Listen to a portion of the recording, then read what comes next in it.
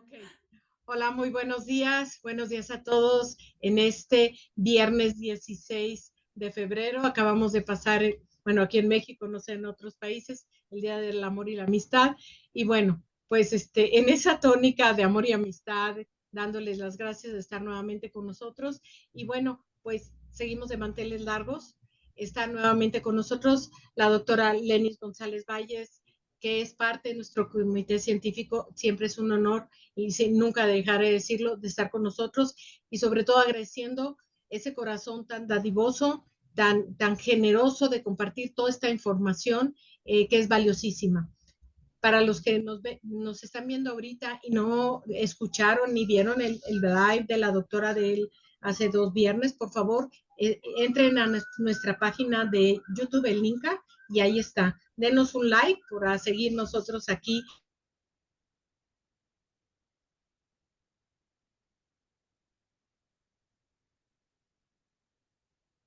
Doctora la maneja de una manera magistral y sin más, las dejo con ella. Pueden escribir sus preguntas. Al final, si tenemos tiempo, se les contesta y si no, dejen su correo y se les hará llegar su respuesta. Bueno, doctora, no quito más tiempo. Muy, muy bienvenida. Muchas gracias de estar aquí con nosotros en Linca. Gracias, doctora. Muchísimas gracias, Lili. Bueno, buenos días para todos, buenas tardes a los que están en horario vespertino. Bueno, infinitas gracias a mi querida amiga Ceci, a la doctora Leticia Domínguez por la invitación. De verdad que es un honor, un placer y una gran responsabilidad hablar con ustedes sobre diferentes tópicos sobre la enfermedad gastrointestinal en autismo. Entonces, comenzamos de una vez. Muchísimas gracias a todos por conectarse. Denos like, por favor, que nosotros ahora como que dependemos un poquito del dedito levantado. Bueno, comenzamos entonces a hablar sobre las manifestaciones gastrointestinales en autismo. Nuestro goal, nuestro objetivo, nuestra meta, nunca olvidar que nuestro objetivo primordial es la salud del niño y su familia. La prevalencia del autismo, lo único que ha hecho es subir cada año desde el año 2000.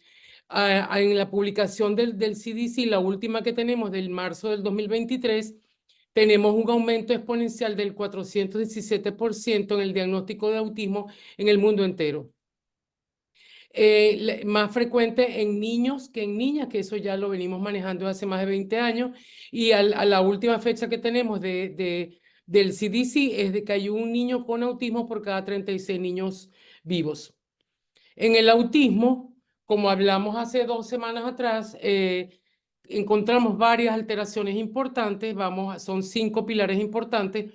Vamos a mencionar que hay alteraciones gastrointestinales y del sistema inmunológico.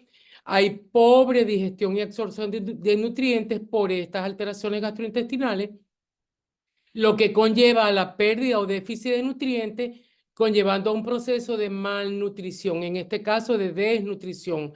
Aunque el niño pueda tener el peso y la talla dentro de los límites normales, hay desnutrición subclínica. Hay barrera hematoencefálica y gastrointestinal permeable, es decir, que la unión entre las células está perdida y comienza el paso a permitir paso de proteínas de mediano, pequeño y gran tamaño. Todo esto conlleva las alteraciones gastrointestinales, sistema inmune y a nivel del sistema neurológico, conllevan a neuroinflamación e inflamación de la pared gastrointestinal. Y es allí cuando comienzan a presentarse los signos y síntomas de autismo, y cuando el paciente consulta, pues obviamente al hacer las evaluaciones se hace el diagnóstico de autismo. En el autismo, el cerebro y el intestino están desnutridos, inflamados e intoxicados. Entonces vamos a hacer un viaje por el sistema digestivo. Aquí lo vamos a ver. Todas las imágenes que ustedes ven en todas nuestras conferencias son de pacientes vividos por nosotros, no son tomadas del internet ni de Atlas ni nada. Ustedes incluso pueden ver nuestro nombre, el nombre del paciente en las diferentes fotos. Entonces comenzamos, vamos a evaluar desde el esófago, El esófago, esta es la imagen endoscópica. El estómago, lo vemos aquí. Este es el antro pilórico, esta es la zona donde está tomada la fotografía. El duodeno, que es esta zona, las tres primeras porciones del duodeno, que es la primera parte del intestino delgado. Aquí tiene la imagen. El colon, que tiene 4 porciones, ascendente, transverso, descendente y recto sigmoide. Y el ilion terminal, que es uno de los más severamente afectados en esta enfermedad, está en la desembocadura a través de la válvula ileocecal en el ciego. El intestino delgado llega al colon, o sea, el intestino grueso, a través de un orificio que llamamos la válvula ileocecal. Entonces comenzamos como siempre es nuestra costumbre, de hablar de que todo lo que nosotros conversamos y damos el conocimiento es a través de la medicina basada en evidencia. Entonces vamos con el primer trabajo, que fue publicado en el World Journal Clinical Pediatrics en el 2023, donde ellos, a grosso modo y en resumen, dice que los niños con autismo experimentan síntomas gastrointestinales que impactan su salud, su aprendizaje y su neurodesarrollo, y que las causas que ellos encontraron más comunes incluyen la disbiosis, disfunción inmunológica, sensibilidades alimentarias o alergia alimentaria, déficit de enzimas digestivas y déficit del procesamiento sensorial, con el resto de los síntomas de autismo como hiperactividad, autoagresión, heteroagresión, pérdida del contacto visual, pérdida del lenguaje adquirido, entre otros síntomas y signos de autismo. Entonces, la conclusión que ellos llegan en este trabajo interesante, ahí tienen la referencia por si lo quieren leer: los niños con autismo tienen un mayor riesgo de desarrollar comorbilidades, un mayor riesgo de desarrollar comorbilidades que la población general. La prevalencia de las manifestaciones gastrointestinales ha ido aumentando con el paso de los años. Una de las doctoras, de los investigadores que han hecho un trabajo con un gran número de pacientes, la doctora Chaides y colaboradores, publicado en el 2014, ella tenía un rango entre 23 a un 70% de presencia de signos y síntomas digestivos en los niños diagnosticados con autismo. Y no importa el grado de autismo, grado 1, 2 o 3. En el año 2022 fue publicado en la siguiente prevalencia entre varios autores, va de un 37, casi un 38% a un 82.4%. Y la última publicación en el 2023, que es la que mencionamos anteriormente, va de un 46 a un 84%. ¿Qué queremos decir? Que de cada 10 niños con autismo, entre 5 y 8 niños están afectados desde el punto de vista gastrointestinal. ¿Qué encontramos en el sistema digestivo? ¿Cuáles son las alteraciones más relevantes en el sistema digestivo? Tenemos alteraciones enzimáticas con déficit de enzimas digestivas y del sistema biliopancreático, que veremos a continuación en el desarrollo de la conferencia. Déficit nutricionales de diversos grados y tipos.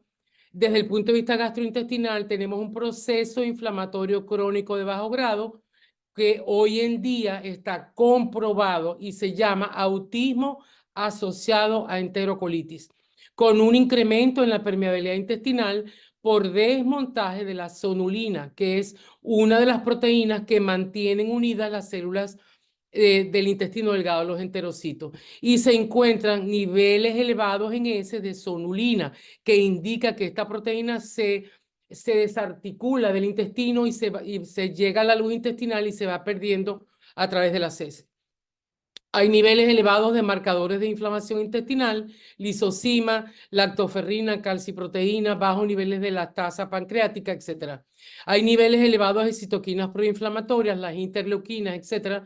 Hay disbiosis intestinal de diferentes grados y tipos, infecciones oportunistas, tanto por bacterias patógenas, hongos, virus y parásitos. Y la lesión característica a nivel endoscópico es la hiperplasia nodular linfoide. El apellido linfoide se lo damos cuando hemos realizado el estudio histológico de las biopsias. Cuando uno ve un gran nódulo linfático, un gran nódulo hiperplásico, La vellosidad intestinal completamente destruida, lo que en su lugar, en vez de haber mucosa intestinal sana, lo que hay es un gran nódulo hiperplásico lleno de linfocitos y plasmocitos. En el estómago conseguimos un cambio en el pH. El pH del estómago normalmente es ácido. Lo encontramos con pH alcalino. Básicamente hay un cambio total tanto en la arquitectura como en la calidad del ácido gástrico que impide el primer proceso de digestión de los alimentos, de remoción de las proteínas, de incisión de proteínas, carbohidratos y grasas para pasarlas al intestino delgado.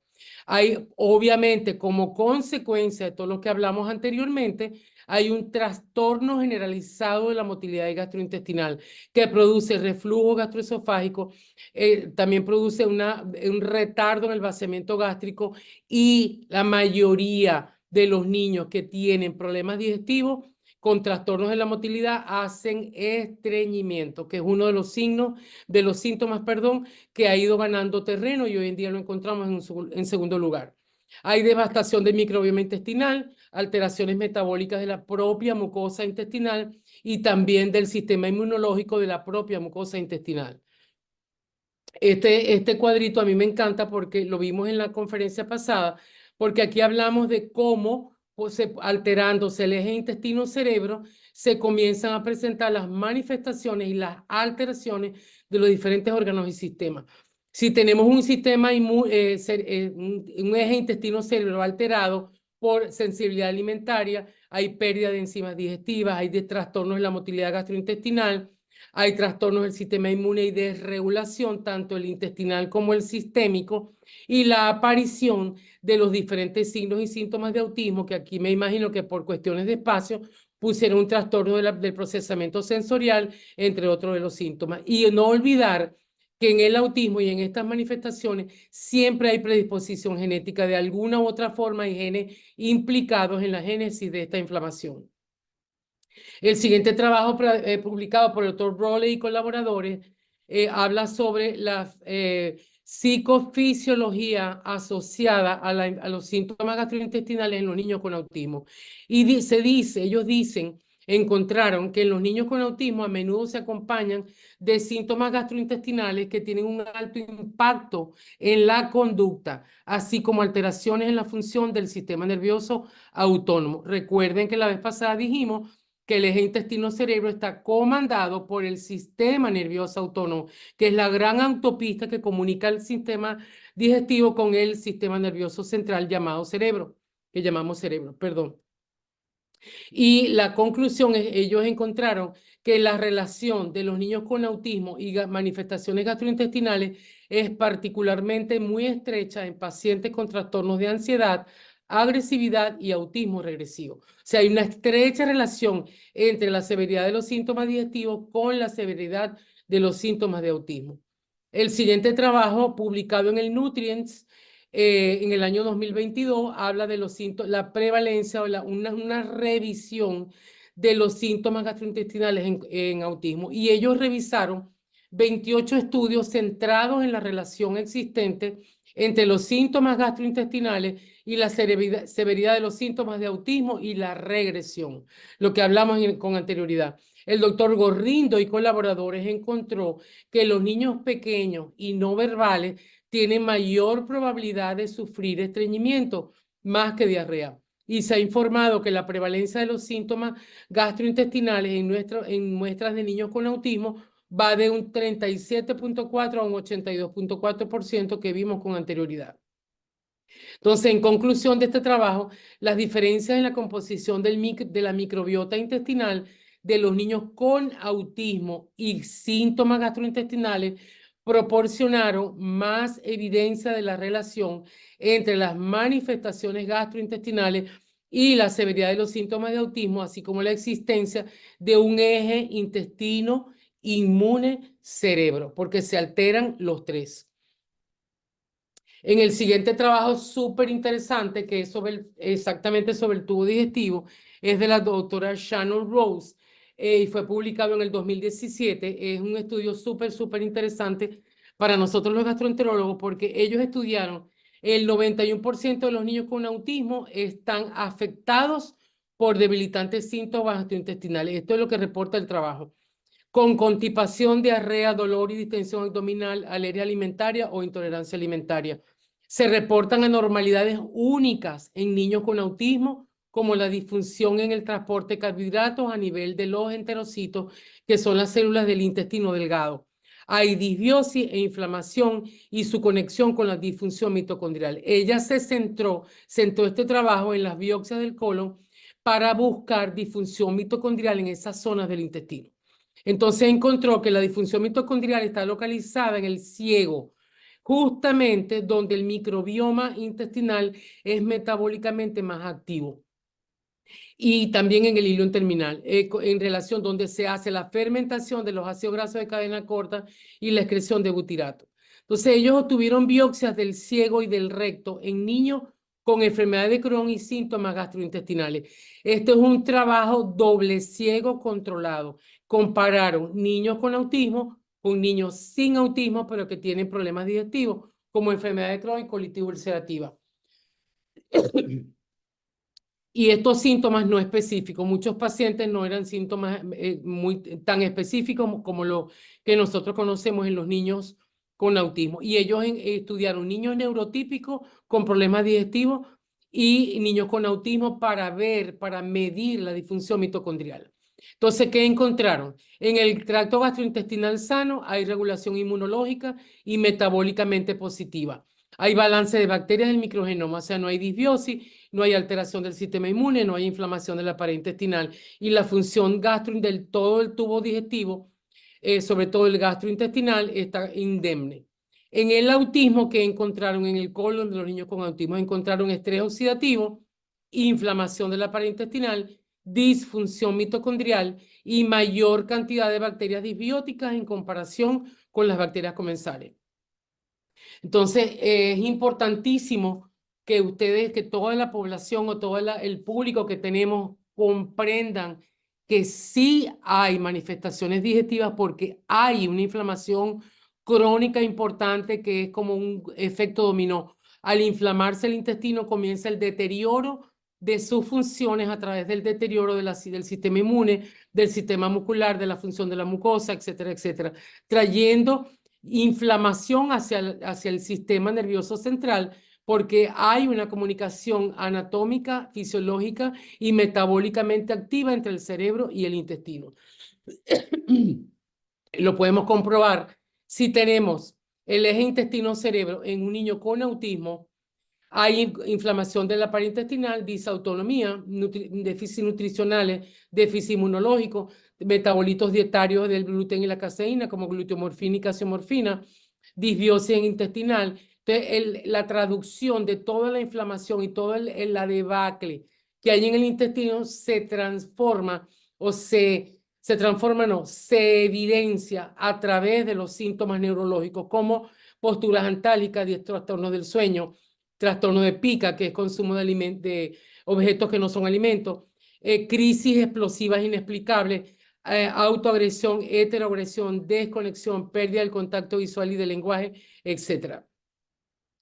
Entonces, el siguiente trabajo para el estudio del microbioma intestinal fue hecho por el doctor Mengiola, publicado en el 2016. Ellos encontraron en este estudio que la importancia de la alteración del microbioma intestinal en la etiopatogenia, o sea, en las causas del autismo y de los trastornos neuropsiquiátricos debido a la desregulación del sistema inmunológico, endocrino y neurológico, que resulta en la alteración del eje intestino-cerebro. La verdad, queridos oyentes, hay una inmensa cantidad de artículos publicados que refrendan, que corroboran la inflamación y la alteración del eje intestino-cerebro. En el siguiente trabajo, publicado en el 2018 en el Brain Behavior Immunology, encontraron que los niños con autismo y manifestaciones gastrointestinales tienen niveles elevados de citoquinas. Ya lo mencionamos láminas atrás. Perdón, citoquinas proinflamatorias en comparación con niños autistas, pero que no tienen o no se les ha demostrado patología gastrointestinal. Y que los niños con autismo y manifestaciones gastrointestinales tienen niveles elevados de sonulina, que es un marcador que indica la presencia de permeabilidad intestinal.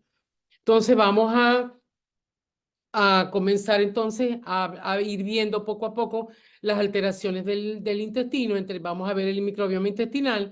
Entonces hay disrupción de la pared, hay de separación de las células intestinales, sobre todo intestino delgado, paso de sustancias y de proteínas de gran tamaño, y de ahí pasan bacterias, hongos, virus, parásitos, alergenos, todo tipo de sustancias tóxicas que producen inflamación de la pared, aquí intestino delgado, aquí intestino grueso, producen los grandes nódulos linfoides, como vemos en la lámina de abajo. La mucosa colónica es sustituida por estas lesiones de gran tamaño que al estudio de la biopsia vemos son nódulos grandísimos llenos de linfocitos, y aquí no hay mucosa colónica que funcione. Las glándulas se pierden, etcétera, etcétera. Con la consecuente neuroinflamación, disbiosis intestinal y la presencia de los síntomas y signos para el diagnóstico de autismo. Entonces aquí vemos una imagen hermosísima de un intestino sano. El intestino sano es un epitelio cilíndrico simple, es decir, una sola capa de células.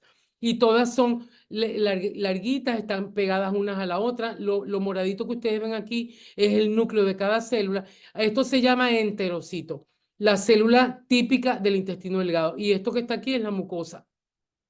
Entonces, estas células están todas unidas por una de las proteínas más importantes, la sonulina, como ya mencionamos, y estas células todas y cada una tienen una estructura que se llama ribete en cepillo, que es la encargada de producir las enzimas digestivas, sobre todo disacaridasas. Entonces, una vez que nosotros obtenemos a través del proceso inflamatorio la disrupción, la destrucción del intestino delgado en parches, porque no es todo el intestino el que se afecta, se pierde el ribete en cepillo, por eso hay déficit enzimático. Se separan las células y por eso empieza el proceso inflamatorio a través del contacto con toxinas y con químicos y con bacterias, hongos, virus y parásitos.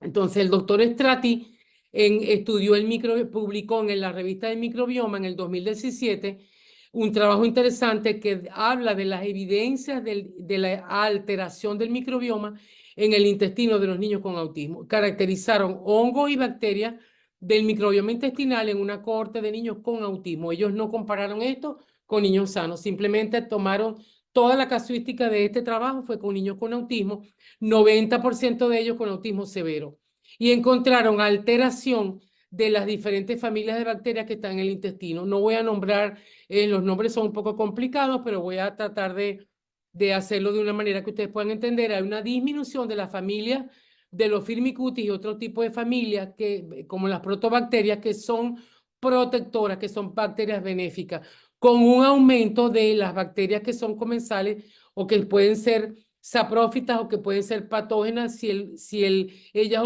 de quien obtengan los nutrientes y el oxígeno, ellas se pliegan a las buenas o a las malas. Entonces encontraron que la constipación está asociada a diferentes patrones de bacterianos en autismo en comparación con niños neurotípicos. Los niños con autismo tienen doble cantidad de Escherichia coli enteropatógena, Shigella, Salmonella, Clostridium y Cándida, diferentes tipos de cándida. Entonces, hablamos ahora de la responsable de que el intestino se mantenga impermeable y que al desmontarse, al perderse, la sonulina, se produce lo que conocemos como permeabilidad intestinal. El doctor Alessio Fasano, que es profesor nuestro en el MAPS, él es un gastropediatra igual que nosotros, publicó un trabajo interesantísimo que yo les recomiendo que lo lean. Ahí está la publicación, que dice que toda enfermedad comienza en el intestino. Y aquí él menciona, en un trabajo bastante largo, el porqué de esa aseveración que él hace. Sin embargo, nuestro centro es para demostrar que él, a su vez, aisló y demostró que la secreción de la sonulina va seguida de un aumento de la permeabilidad intestinal secundaria al desmontaje de la proteína, que es sonulina 0,1, del complejo de unión estrecha entre los enterocitos, como ya lo explicamos. Aquí está mejor expuesto la parte fisiopatológica del desmontaje de la sonulina. El test de sonulina con valores elevados es la prueba más importante que indica permeabilidad intestinal. Por eso todos nuestros pacientes Desde el año 2017 que esto comenzó, se le solicita el estudio de sonulina en las heces, porque es indispensable para saber si tiene permeabilidad o no. Hay alteraciones enzimáticas como déficit de enzimas pancreáticas, hay déficit de lipasa, proteasas, peptidasas y amilasa para degradar las grasas, los carbohidratos y las proteínas. Hay alteraciones de la enzima en ribetén-cepillo, como les mencioné. Hay pérdida total de las vellosidades en parches. Se pierde el ribetén-cepillo, se pierden las vellosidades. Por lo tanto, no hay secreción, no hay producción de enzimas del ribetén-cepillo, que son la lactasa, las disacaridasas, que son importantes para la degradación del azúcar, de azúcares complejos. Lactasa, maltasa, isomaltasa, sucrasa y palatinasa. Y una de las más importantes también se produce en el ribetén-cepillo. Aquí lo vemos en una microfotografía de los años 40 más o menos, una biopsia que encontré que me encantó. La DPP4, que es la dipeptidilpeptidasa 4, es una enzima proteolítica, quiere decir que degrada las proteínas y que normalmente se produce en el ribetén-cepillo, que en nuestros niños está destruido. Entonces ella es responsable de escindir o de destruir la gluteomorfina y la casiomorfina. Está asociada a la regulación inmunológica y a la transducción de señales y apoptosis. O sea, la DPP4 tiene que ver con la muerte prematura de células si ella no existe, si ella no se produce. Entonces es importantísimo que a todos nuestros pacientes tenemos que suplementar con la DPP4. Los niños con autismo producen anticuerpos de paso, como no hay nada, como no tenemos nada, pues encima, algunos niños con autismo producen anticuerpos contra esta enzima, la DPP4, por lo que su actividad está más disminuida de lo característico, porque aparte de la pérdida del ribete, tienen anticuerpos que la destruyen. En cuanto a las manifestaciones clínicas, tenemos en el autismo asociado a síntomas gastrointestinales, estreñimiento, diarrea persistente o crónica, dolor abdominal, reflujo gastroesofágico, posturas antálgicas, bruxismo, y todo esto conlleva, ya por lo que hemos visto, a los trastornos de conducta y en el neurodesarrollo. Los signos clínicos, que son los que los médicos encontramos cuando evaluamos un paciente: distensión abdominal, heces fétidas con restos alimentarios, trastorno de pica, disbiosis con pobre respuesta al tratamiento, reinfecciones gastrointestinales frecuentes y parasitosis intestinal evidenciada por el prurito anal. El prurito anal y la distensión abdominal son difíciles que los papás se den cuenta, porque ellos piensan que su niño está gordito y que, bueno, le molesta la colita porque le molesta el pañal o porque es estreñido, y no sabe pues que el prurito anal es uno de los signos más importantes que nos hablan en favor de que hay parasitosis intestinal. En los signos clínicos en autismo, continuando con los signos clínicos, hay falta de progreso en las terapias, falta del control de esfínteres por encima de los 4 años, hay trastornos de agresión o autoagresión, heteroagresión, berrinches inexplicables o crisis explosivas inexplicables, trastornos del sueño, hiperactividad, irritabilidad, intolerancia a la frustración, a las esperas, etc. Aquí le vamos a mostrar nuestra casuística. Es importante para que ustedes más o menos vean cuáles son nuestros números. Hicimos un vuelo rasante desde finales del 2021 a enero del 2024. Encontramos 92 pacientes estudiados por completo y encontramos que el 48% tenían autismo moderado, es el más frecuente al día de hoy, 41% de autismo severo y 11% de nivel 1. El autismo severo hacía tiempo que venía disminuyendo y tenemos un par de años que hemos empezado a recibir nuevamente pacientes en nivel 3, o sea, con autismo severo.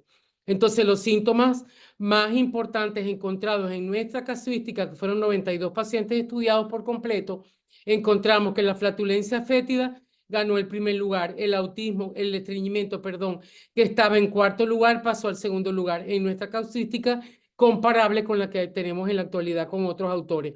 Dolor abdominal el número 4, distensión abdominal en el cuarto lugar.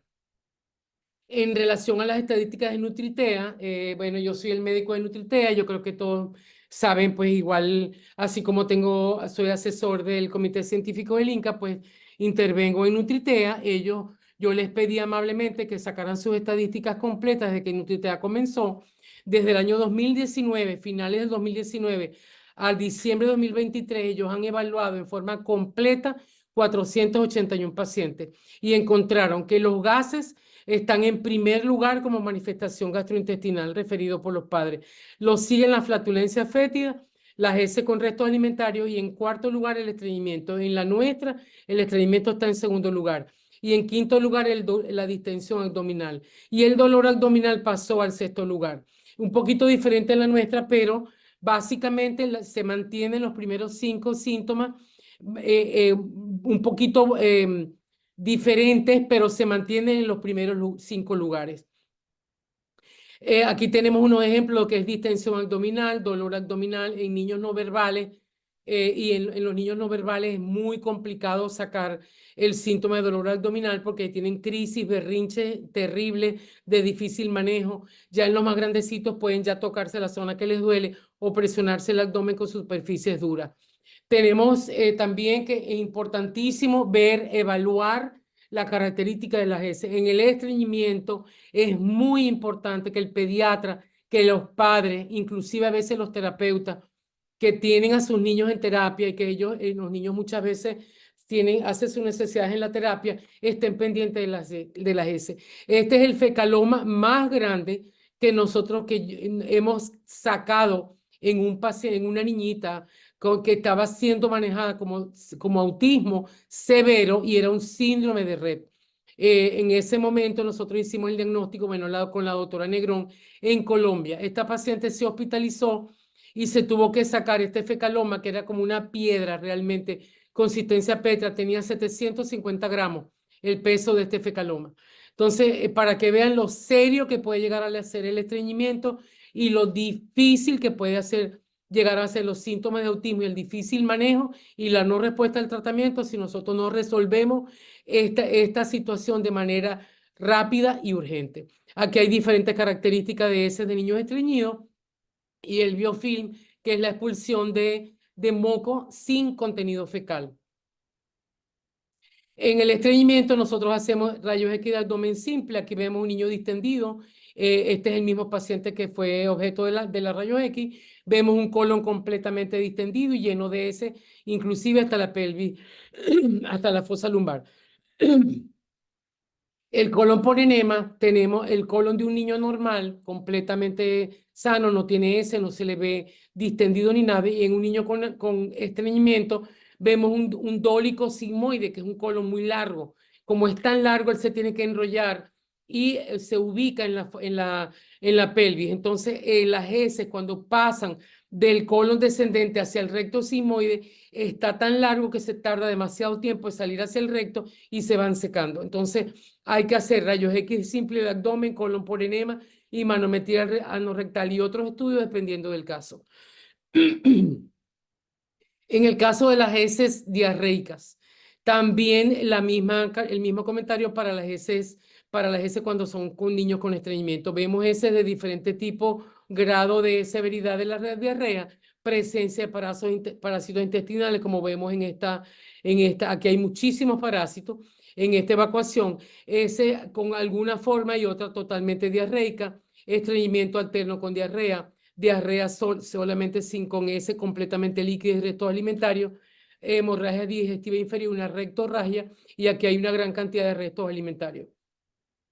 Parasitosis intestinal de diversos grados y tipos, alteraciones nutricionales importantes encontradas en nuestra casuística, tenemos trastornos conductuales como, de la conducta alimentaria, perdón, como apetito voraz, picky eater, selectividad alimentaria, son sensibles o selectivos a la textura, el color, el sabor, el olor y el aspecto del alimento. Hay déficit de nutrientes, como ya lo conversamos, alergia o sensibilidad alimentaria y alteraciones neurosensoriales. Estos niños son muy rígidos, presentan rigidez, inflexibilidad y no aceptan cambios de ningún tipo en su alimentación. El diagnóstico, como ya hemos conversado anteriormente, es multidisciplinario, el manejo multidisciplinario, la evaluación pediátrica, exámenes de laboratorio y biomarcadores, evaluación gastroenterológica, evaluación nutricional, interconsultas, depende del caso de cada paciente, y la evaluación psicoeducativa. La evaluación nutricional, la evaluación gastroenterológica y la evaluación pediátrica no tienen negociación con otra cosa. No se negocian, son indispensables para todos los pacientes con sospecha o diagnóstico de autismo. De hecho, nosotros, todos nuestros pacientes de hace muchísimo tiempo, se evalúan con el nutrólogo, ya sea con Nutritea o con otras instituciones o con el nutrólogo de su país en donde resida el paciente. Pero es indispensable la evaluación nutricional para poder continuar adelante. Entonces vamos a hacer un paseo por el autismo asociado a enterocolitis. Aquí hay una cantidad empezamos desde el 2000, desde 1999 a empezar a publicar hasta el año 2023. Hay muchos más autores que no me caben pues por espacio en la lámina.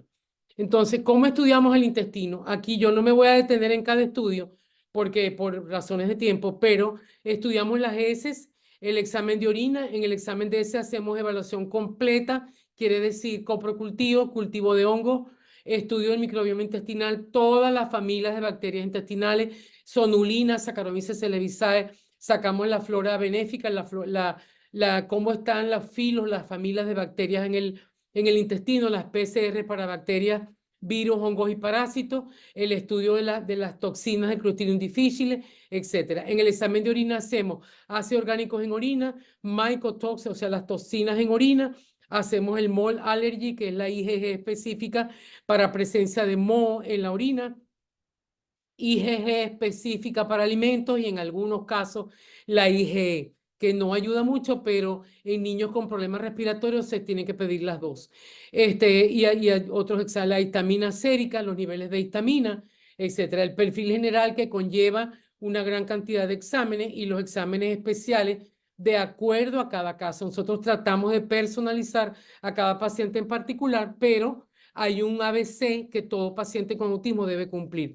Y los estudios endoscópicos, endoscopia digestiva superior, ileocolonoscopia y el estudio histológico. O sea, nosotros no podemos hacer una endoscopia sin tomar las biopsias, porque entonces no estamos haciendo nada. Sometemos al paciente a anestesia, a un proceso de 3 días de preparación para no tomar las biopsias en los sitios donde se deben tomar. Entonces, hemos tenido dificultades en diferentes países con los que trabajamos, porque los pediatras, los gastropediatras, a pesar de que mandamos toda la información, ellos no toman todas las biopsias donde debería ser. Entonces se nos ha complicado un poco el trabajo por esa razón. Y nos vamos a mandar a hacer otra endoscopia para tomar la biopsia que faltó.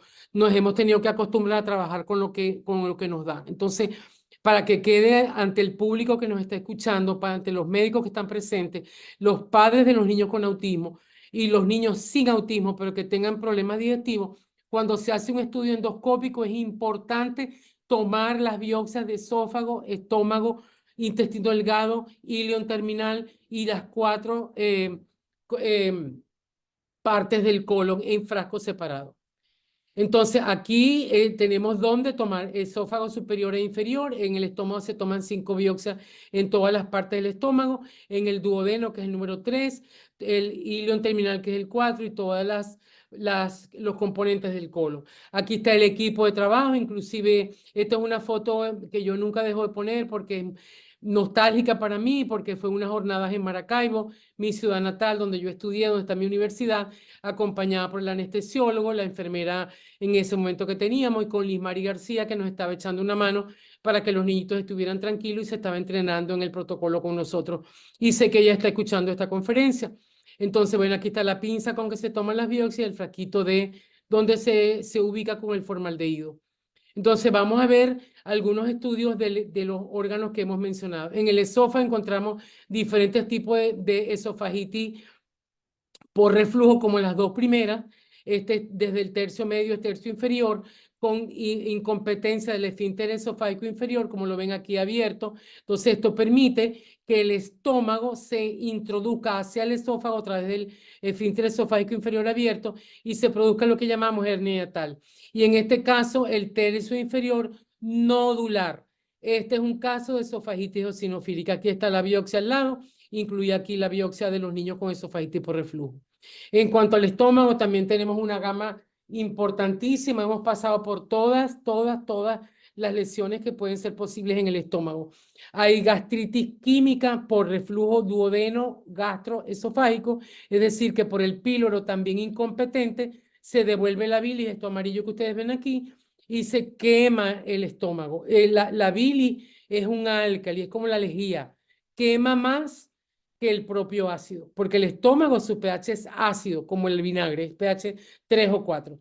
Enantema, o sea, un estómago inflamado con diferentes tipos de lesiones, hemorragia digestiva superior, vemos sangre ya previamente digerida y vemos la lesión más severa, más complicada, que se llama antro empedrado, que son miles de nódulos hiperplásicos que están asociados a la infección por Helicobacter pylori. Esta bacteria que ustedes ven aquí aislada, este es un paciente de Perú con un autismo súper severo, con autoagresión, que inclusive fue motivo de una conferencia que daremos después en una oportunidad, en otra oportunidad.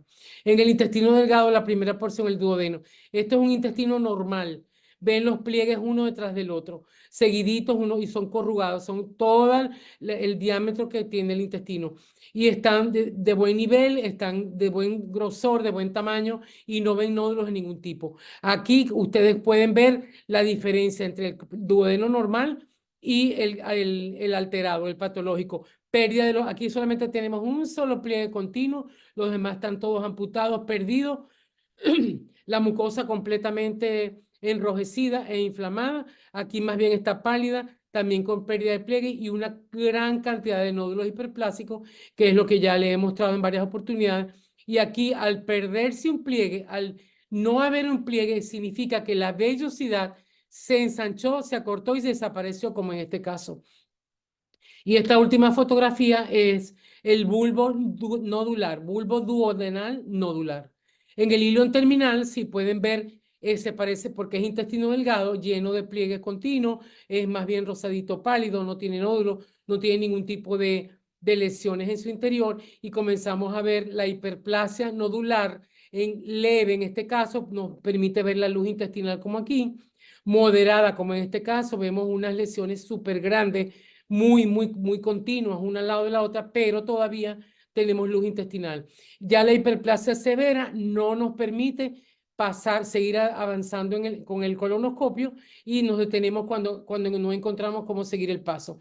Y lesiones completamente grandes, pegadas una al lado de la otra, no hay mucosa sana. Y este es uno de los grados más severos que nosotros hemos vivido como pacientes.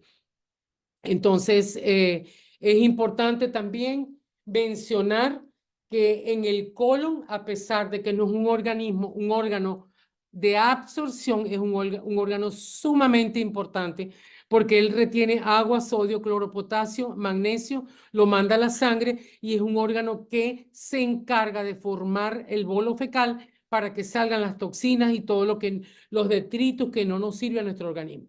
Entonces vemos un colon normal rosado pálido, las austras bien definidas, se ve el detalle vascular, se ven las arterias y todo eso, empieza a inflamarse por el proceso que ya hemos mencionado, empezamos a ver estas lesiones que parecen cráteres grandes, así se ve con el endoscopio, no está aumentado de tamaño, ustedes pueden ver la fecha, pueden ver nuestro nombre, pueden ver el nombre del paciente inclusive.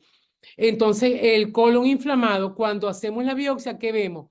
Un nódulo al lado del otro, sin mucosa colónica sana, con pérdida estas glándulas son sumamente importantes y es una característica anatómica del colon. Pérdida de la característica de la glándula y de la función del colon. Podemos encontrar pólipos colónicos y podemos encontrar diferentes grados y tipos de hiperplasia. Aquí este paciente está comenzando el proceso y los nódulos son más pequeños. Y aquí están las biopsias. Entonces, el diagnóstico histológico, ¿por qué reitero, confirmo que es importantísimo el estudio de las biopsias? Nosotros los gastroenterólogos estamos preparados, estamos especializados en leer esas biopsias y en saber cuál es el tratamiento a seguir de acuerdo con estos resultados. Aquí les digo cómo nosotros podemos poner un tratamiento digestivo, como hay muchísima gente que lo hace sin tener los resultados claros, sin tener estudios endoscópicos. El intestino es un órgano clave, delicado, complejo, que no se puede tratar a la ligera. Con poner 3 probióticos, con poner 2 capsulitas de enzima, no es suficiente. Tenemos que estudiarlo en profundidad. Entonces podemos encontrar esofagitis por reflujo, esofagitis eosinofílica, gastritis con o sin Helicobacter pylori de diferentes grados y tipos: enteritis, ileitis, enterocolitis, el daño en la mucosa intestinal. Nosotros estudiamos destrucción de las vellosidades intestinales, relación cripta-vellosidad, conteo de células, contamos los eosinófilos, los polimorfos nucleares, los plasmocitos, los linfocitos intraepiteliales. Estudiamos el ribete en cepillo. Hay una técnica que hace el patólogo para poder determinar si ese ribete en cepillo está indemne o está desaparecido. Medimos los niveles de las enzimas digestivas en el líquido denal. Esa muestra la toma el gastroenterólogo y todo esto lo hace el patólogo. Y hacemos inmunohistoquímica de acuerdo a las características clínicas y de laboratorio de cada paciente. En conclusión, podemos decir que la mayoría de los niños con autismo tienen manifestaciones gastrointestinales, inadecuada respuesta inmunológica, neuroinflamación, disfunción mitocondrial, estrés oxidativo y trastorno metabólico. Se describen anormalidades metabólicas por pérdida de las funciones del microgenoma intestinal y que cada niño con autismo es diferente, pero deben ser estudiados de acuerdo a su historia clínica, antecedentes, examen físico, siguiendo el protocolo de estudio estandarizado. La mayoría de los niños con autismo tienen manifestaciones gastrointestinales y estas pueden estar ocultas detrás de los trastornos conductuales. Llevamos más de 20 años diciendo esta conclusión. Todo niño diagnosticado con autismo debe ser evaluado de manera integral para llegar a un diagnóstico definitivo de las comorbilidades asociadas en órganos y sistemas. Las causas del autismo son multifactoriales y el manejo es multidisciplinario. Por todo lo antes expuesto, los niños con autismo deben ser manejados a través del tratamiento biomédico y nutricional, diseñado de manera personalizada, de acuerdo con todos los resultados clínicos del laboratorio, pruebas especiales y protocolos estandarizados. De verdad ha sido un verdadero placer. Ha llegado al final de nuestra conferencia y estamos abiertos para la sesión de preguntas. Gracias a todos por estar presentes.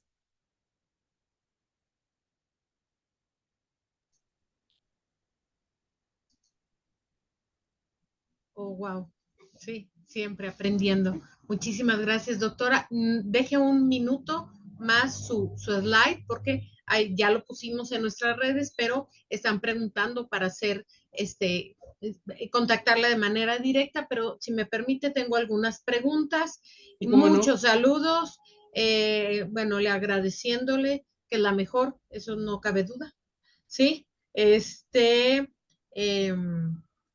hay una pregunta un poco personal, pero puede ser importante. Dice, doctora, llevamos una dieta libre de gluten, caseína, azúcar y procesado, solo alimento con proteína, tubérculos, grasas saludables, arroz, frutas, pero mi hijo en ocasiones devuelve la comida como si fuera reflujo, hay heces variadas y trozos de fruta, o sea, no tiene restos de alimentos, ¿sí?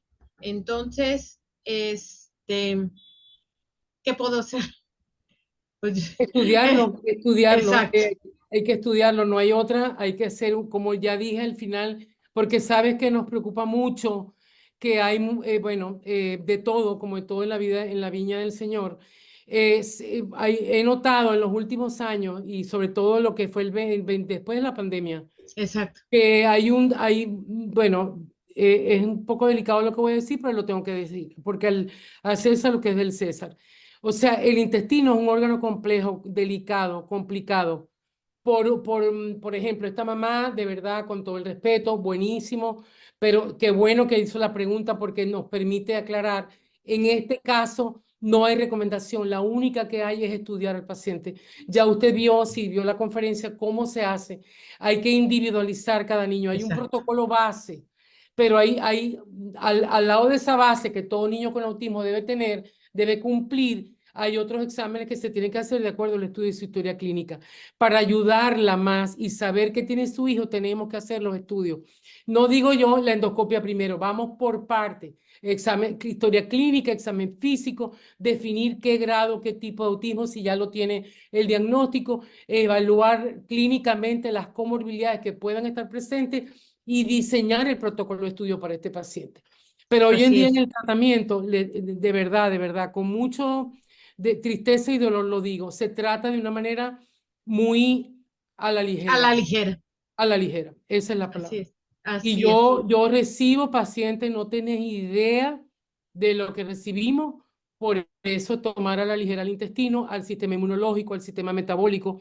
Yo soy gastropediatra, pero nosotros somos pediatras primero. Y el pediatra tiene que tener una visión integral del paciente. Entonces, el tomar a la ligera el tratamiento del intestino sin exámenes o con poquitos exámenes y sin estudio no va a llevar a ningún lado. Así es. Y bueno, voy a hilar una pregunta que hace un papá, que qué bueno, varón, un papá por aquí anda. Él pregunta que qué exámenes se hacen, se deben de hacer. Yo creo que se está contestando también que los Exacto. exámenes son dirigidos por el doctor de acuerdo a lo que el doctor ve en clínica y él va a ir recomendando cuáles se hacen, ¿correcto? Exactamente, así es. Y hay otra también, otra pregunta unida a esa, dice que el examen de Odolina. sonulina Ujú. es en qué es, en sangre, en En heces, ¿cómo es? heces, en heces. Y que si se Hoy en puede día hacer en todo, cualquier laboratorio, tiene que no, ser no, especial. lamentablemente no está en América Latina, no hay acceso. Hay dos vías. En México sí tenemos cómo hacerlo a través de un laboratorio que está en México, se llama Vitash Lab, pero el examen que se está haciendo en Biotech, US Biotech, hay varios exámenes aquí en Estados Unidos. En América Latina no hay cómo hacerlo. Tienen que mandarse para acá, para Estados Unidos. México es el único que tiene un laboratorio en el DF que nosotros utilizamos, que ellos son el vínculo para acá, para el laboratorio aquí en Estados Unidos. El examen de heces que nosotros estamos haciendo en la actualidad de Biotech, US Biotech, tiene todos esos marcadores. Sonulina, Saccharomyces cerevisiae, Helicobacter pylori, PCR para el Clostridium difficile. Nosotros cuando tenemos pacientes de América Latina, todos esos exámenes van aparte, porque por ejemplo, hay laboratorios que si son locales no lo tienen incluido. Entonces, el examen de US, no quiero dar o Sí, sea, no es bueno decir el nombre del laboratorio, pero es es lo que que es hay, el la único, pregunta lo es lo que, permite. exacto. Exacto, entonces hay un examen de ese, que aquí hay varios laboratorios en Estados Unidos que ya incluyen todo en un solo examen. Pero en América Latina, lamentablemente, tenemos que separar y no hay cómo hacerlo. No sacando a México de Centroamérica para abajo, no hay manera, sino hay que mandarlo para acá. Hay varios laboratorios aquí, se hace solo la sonulina en ese, con un kit característico.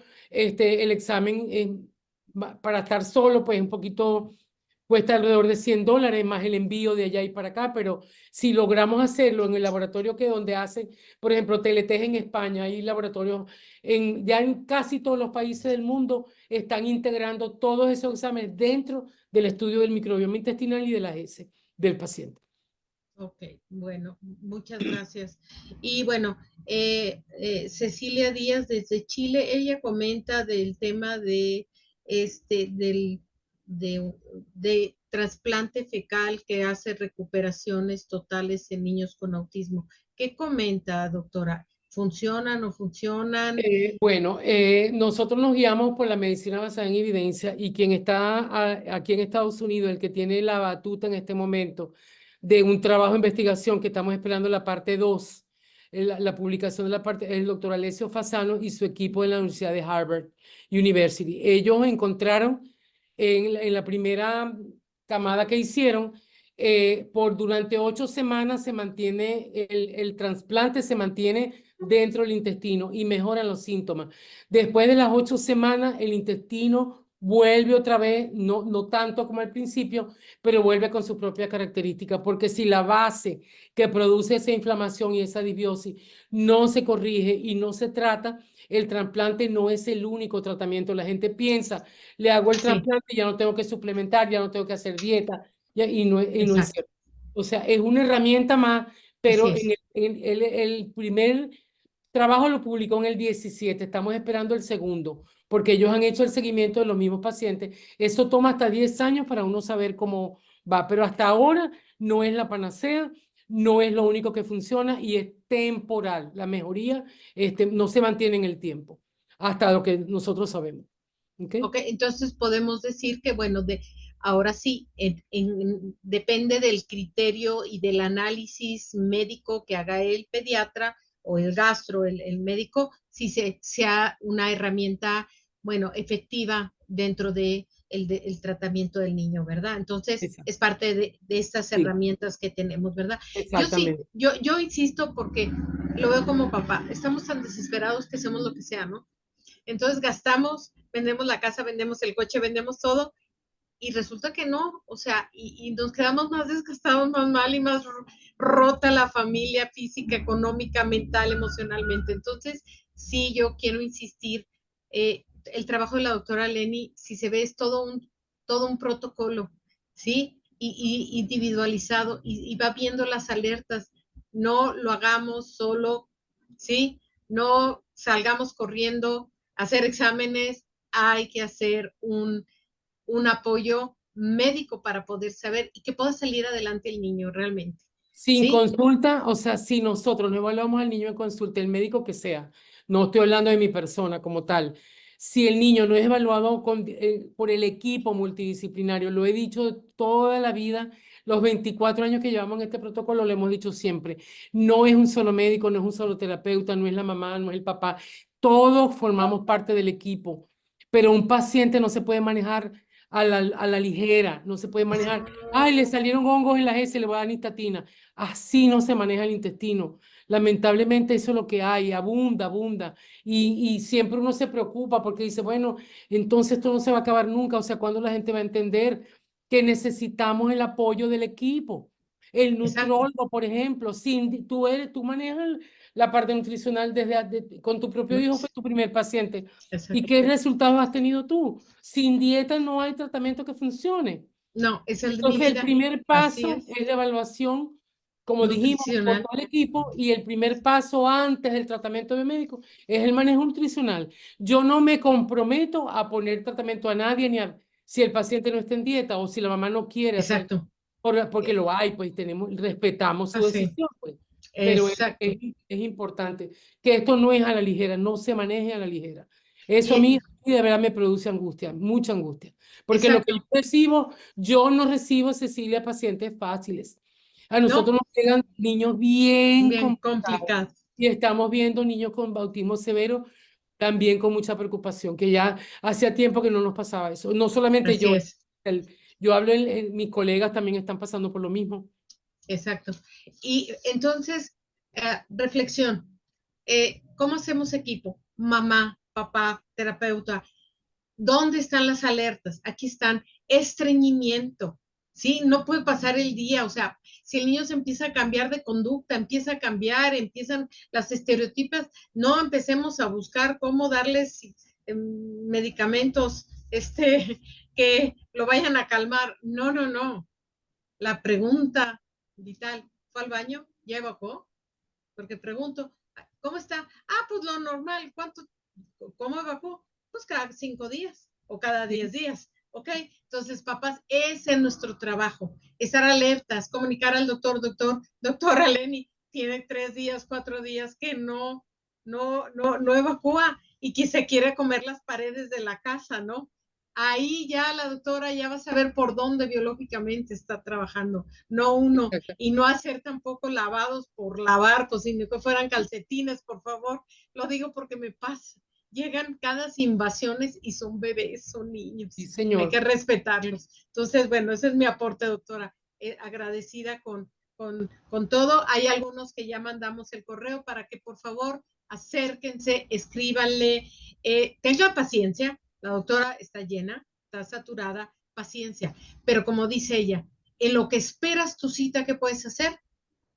La dieta. Linka tiene mucho para iniciar, Nutritia tiene mucho también, empecemos. En el inicio de un buen tratamiento en TEA es la cocina. Empecemos por ahí. Pues Exactamente. muchísimas, ¿verdad? Muchísimas gracias, gracias por tanta pregunta, por este numeroso grupo de papás interesados. Se queda nuevamente, lo comento, en nuestro canal de YouTube. Lean, relean, escuchen, aprendan. aprendamos a poder entender a nuestros hijos para poder apoyarlos y darles esa buena información. Y como dijo la doctora Lenny, hacer equipo. Más bien hacemos comunidad, cada quien en su espacio. Muchísimas gracias y pronto nos vamos a ver. La doctora generosamente vamos a trabajar, va a ser más presente este año y eso a mí me llena de alegría mi corazón y mi mente porque aprendo siempre mucho de ella. Vamos a andar por aquí, por favor. No, danos un like, como dice, es importante para que nosotros sigamos aquí. Muchas Sí. gracias, doctora. Se lo Muchas agradezco gracias, por su Teti, por tiempo. tu confianza, tu invitación. Que Dios los bendiga a todos y gracias a todos los que se conectaron. Esperamos sus comentarios y sus preguntas. Hasta luego. Hasta luego. Nos vemos. Bye.